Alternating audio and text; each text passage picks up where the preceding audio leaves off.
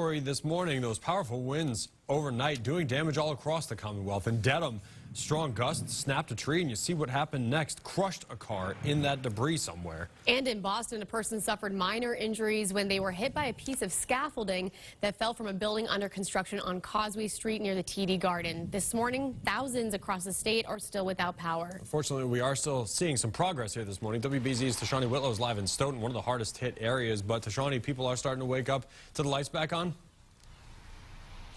Yeah, Nick and Anna, people are definitely finally starting to wake up to the lights back on. The numbers are dropping fast in terms of the power outages. Now about 1,000 residents here in Stoughton still in the dark.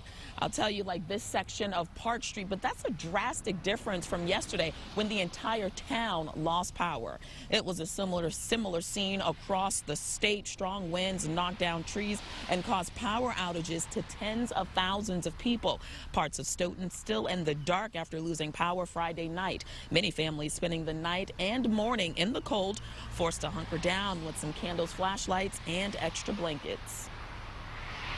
We have a three-week-old. It's been kind of tough. The heat, there's no heat at the moment, so that's always a challenge. Now, at this current time, there are still more than 20,000 people across the state without power. Those numbers quickly dropping as crews work fast to restore service. For now, live in Stoughton, Tashanea Whitlow, WBZ News.